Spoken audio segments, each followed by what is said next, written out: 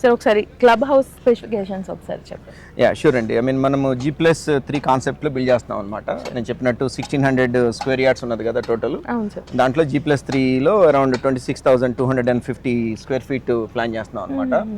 మనకి గ్రౌండ్ ఫ్లోర్లో వచ్చేసేసి మనకి ఒక చిన్న క్యాఫ్టీరియా ఒకటి, ఒక గ్రోసరీ స్టోర్ ఒకటి, అట్లానే ఒక ఫార్మసీ ఒకటి, అండ్ సెలూన్కి స్పేస్, అండ్ కొన్ని ఇండోర్ గేమ్స్, క్లబ్ హౌస్ లో సమ్ సిట్ అవుట్ స్పేస్, ఇవన్నీ కూడాను మనకి గ్రౌండ్ ఫ్లోర్ లో వస్తున్నాయి అనమాట.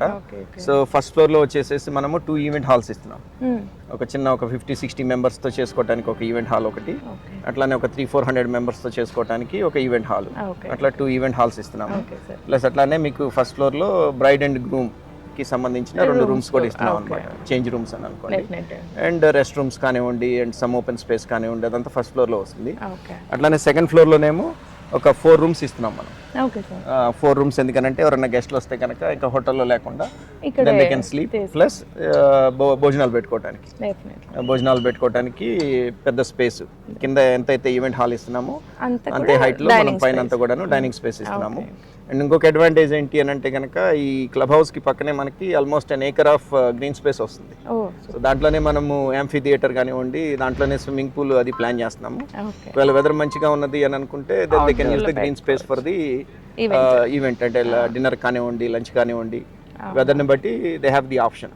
అండ్ అట్లానే సెకండ్ ఫ్లోర్కి వచ్చేసేటప్పటికి మనకి ఒక కాన్ఫరెన్స్ రూమ్ ఒకటి, రేపు ఏదైనా అసోసియేషన్ ఫామ్ అయింది, association would like to do like ఏదన్నా ఒక ఈవెంట్ చేయాలి అని అనుకుంటారు, వాళ్ళు బోర్డు మెంబర్స్ అందరు కలిసి మాట్లాడుకోవాలి అని అనుకుంటే కనుక ఒక కాన్ఫరెన్స్ రూమ్ ఇచ్చినాము.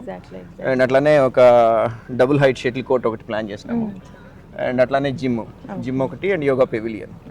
అండ్ మోస్ట్ ఇంపార్టెంట్లీ కొంత ఓపెన్ స్పేస్ పెట్టాం అనమాట, వర్క్ ఫ్రమ్ హోమ్ టైప్ వాళ్ళకి, where they don't have to go and ఇంట్లో బోర్ అవుతుంది, ఆఫీస్ ఎన్విరాన్మెంట్ లేదు, పర్మనెంట్ గా నాకు వర్క్ ఫ్రమ్ హోమ్ ఆప్షన్ ఉంది అని అనుకునే వాళ్ళకి కొంత ఓపెన్ స్పేస్ ఇచ్చినాం అనమాట థర్డ్ ఫ్లోర్ లో.